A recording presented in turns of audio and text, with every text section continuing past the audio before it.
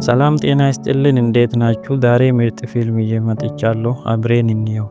ፊልሙ የሚያሳየው ዳንኤል እና አሌክስ የሚባሉ ወንድማማቾች አብሮ በአንድ ቤት ውስጥ ፈርቶ ይሮጣሉ።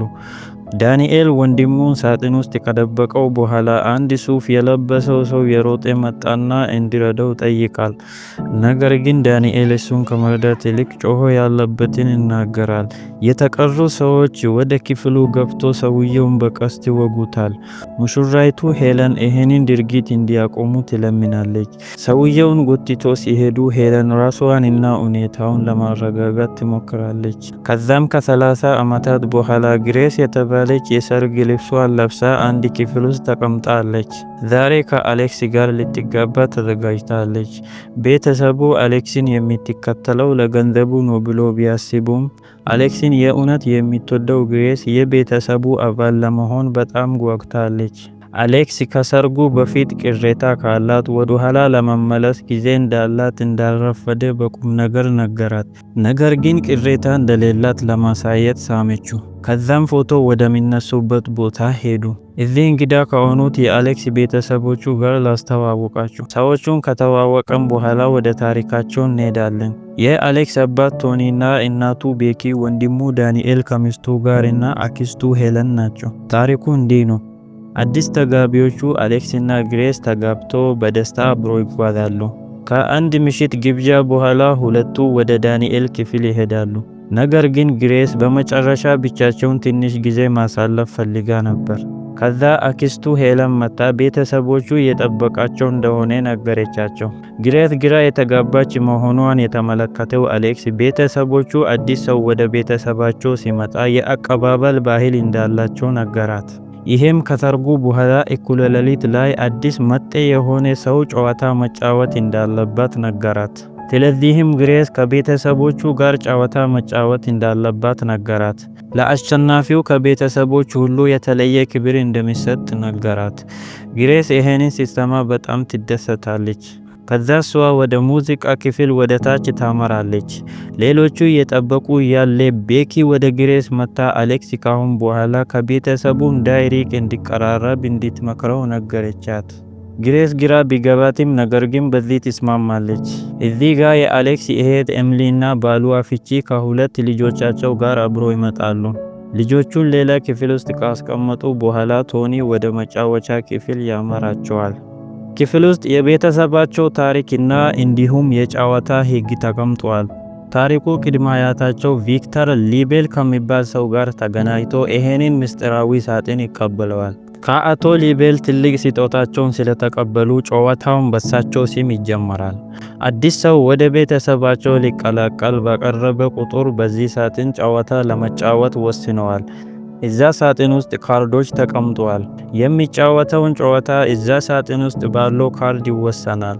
አሁን ግሬስ ማድረግ ያለባት ካርዱን አውጥታ ጮክ ብሎ ማንበብ አለባት። ካርዱን አውጥታ ስታነበው በዙሪያ ያለው አየር በድንገት ይለወጣል። ምንም መጪውን ችግር የማታውቀው ግሬስ እንድትደበቅ ይነገራታል። እሷ ከዛ ሄዳ እስክትደበቅ እስከ 100 ይቆጠራል። ቶኒ በባህል ላይ ጥብቅ ስለሆነ ልክ እንደ ድሮ ዘመን ጨዋታውን መጫወት ስለሚፈልግ ሁሉም የደህንነት ካሜራዎች እንዲጠፉ ያዘዋል። ከአሌክስ በስተቀር ቤተሰቡ ሁሉ መሳሪያዎችን መታጠቅ ይጀምራሉ። ግሬስ ከዛ ሄዳ የሆነ ሳጥን ውስጥ ተደበቀች። አሌክስ ክፍል ውስጥ ተቀምጦ እያደነ ግሬስን ሄዶ እንዳይረዳት በክፍል ውስጥ እንዲቆይ ይመከራል። ቻሪቲ አሌክስ ከክፍል ውስጥ እንዳይወጣ በሩን የመከታተል ኃላፊነት ተሰጣት። አሌክስ ቻሪቲ ሳታውቅ ከክፍሉ ወጥቶ ተደብቆ ወደ ሌላ ክፍል ይሄዳል።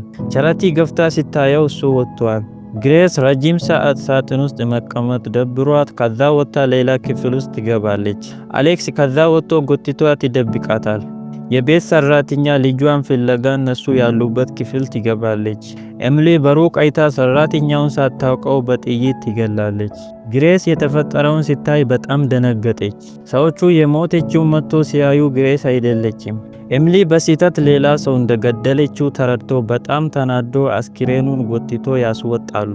አሌክስ ቀስ ብሎ የተፈጠረ ያለውን ያስረዳታል። ይህ የሆነ ያለው ድብብቆሽ የሚል የተጻፈበት ካርድ ስላወጣሽ መጥፎ ነገር ቤተሰባችን ላይ ይደርሳል ብሎ ስለሚያምኑ አንቺን መግደል አለባቸው ብሎ ያስረዳታል። ይህ መሆን ያለበት ሳይነጋ በፊት እኩለ ሌሊት ላይ ነው ይላታል። አሌክስ እና ግሬስ ተደብቆ ሌላ ክፍል ውስጥ ሾልኮ ገቡ። ግሬስ በጣም ተጨንቃ መጀመሪያ ይሄ እንደሚፈጠር ለምን አትነግረኝም ትላለች። እድልሽ ያ ካርድ እንደሚሆን አላሰብኩም ነበር ይላታል። አሌክስ ከሷ ጋር መኖር እንደሚፈልግ እና ከጎኗ እንደሚሆን ቃል ይገባል። ግሬስ እንዴት ከነዚህ ሰዎች ማምለጥ እንዳለባት ማሰብ ጀመረች። አሌክስ ቃል ስለገባላት መፍትሄ መፈለግ ይጀምራል። ስለዚህ ወደ ኩሺና ሄዳ በኩሺና በኩል እንድትወጣ ነግራታል። አሌክስ ሁሉንም በሮች ለመክፈት ወደ ሲኩሪቲ ክፍል ይገባል። ግሬስ የሰርግ ቀሚሷን ለመራመድ ምቹ እንዲሆን አሳጠረች። በቤቱ መጨረሻ ላይ 2 በሮች ተሻግራ ወደ ግራ መሄድ መረጠች። ኤምሊ ከፊቷ መታ ለመምታት ስትሞክር ግሬስ አምልጣ ወደ በር ትሮጣለች። ነገር ግን ሁሉም በሮችና መስኮት ተቆልፏል። በድንጋጤና ተስፋ በመቁረጥ ስሜት ጥግ ይዛ ቆመች። ደግነቱ ዳንኤል ሲገባ በእርጋታ አልፎ ጠረጴዛ ላይ ያለውን መጠጥ ይወስዳል። እሱ ራሱ ሊጎዳት እንደማይፈልግ ነገር ግን ለሌሎች እንደሚናገር ተናገራት። ከ1 እስከ 10 ቆጥሮ ሲጨርስ ያለችበትን ቦታ ለሌሎች ይናገራል። ግሬስ ሕይወቷን ለማትረፍ ከዛ ሮጣ ወጣች። ቤተሰቦቹ ወደዛ ክፍል ሲገቡ እሷ የለችም። ድጋሚ ሌላ አንድ ሴት ወደ እነሱ ስትመጣ አሁንም ኤምሊ በስህተት ቀስት ለቃ ገደለች። ይሄንን ያየችው አክስት ሄለን በጣም ትናደዳለች። አሁኑኑ ሳይነጋ በፊት ካላገኟት ጊዜ እንደሌላቸው ትናገራለች። ቤኪ ጊዜን ለመቆጠብ ለአንድ ጊዜ ወግ ጥሶ የደህንነት ካሜራዎችን መጠቀም እንዳለባቸው ሀሳብ አቀረበች። በመጨረሻ ተስማምቶ ተለያዩ። ግሬስ ራሷን ለመከላከል መሳሪያ ያሉበት ክፍል ገብታ ታጥቃ ወጣች። ከዛ ወደ ኩሺና በር ሄዳ አሌክስ በሩን እስኪከፍትላት ድረስ ጠበቀች። አንድ ሰውዬ እሷ ያለችበት ክፍል ውስጥ ሲገባ ግሬስ ተደበቀች። አሌክስ ወደ ሲኩሪቲ ክፍል ገብቶ ካሜራዎችን አብርቶ ነገር ግን በሮችን መክፈት አልቻለም። ግሬስ መሳሪያው ባዶ መሆኑን አይታ በጥንቃቄ ጫነችው። ሰውየው የተዝናና ሻዩን በዙሪያ ያፈላል። አሌክስ በተከታታይ ኮዶችን ሲሞክር በሮቹን ለመክፈት ቻለ። ይህ የሰውየውን ቀልብ ስቦ ወደ በሩ ይሄዳል። ግሬስ መሳሪያውን አቀነባብራ ከኋላው መታ ለመምታት ስትሞክር መሳሪያው አይንቀሳቀስም። ሰውየው መሳሪያው ዝም ብሎ ማሳያ ነገር እንደሆነ እየተዝናና ነገራት። የሻይ ዕቃ አንስታ በጭንቅላቱ ላይ ሰብራ ትሮጣለች። የአሌክስ አባት ቶኒ በሩን በኃይል መምታት ይጀምራል። አሌክስ የደህንነት ካሜራውን ማሰባበር ሲሞክር አባቱ ገብቶ ከሱ ጋር ይደባደባል። ዳንኤል ሁኔታውን ቆሞ ሲመለከት አሌክስ ሄዶ ግሬስን እንዲረዳት ይለምናል።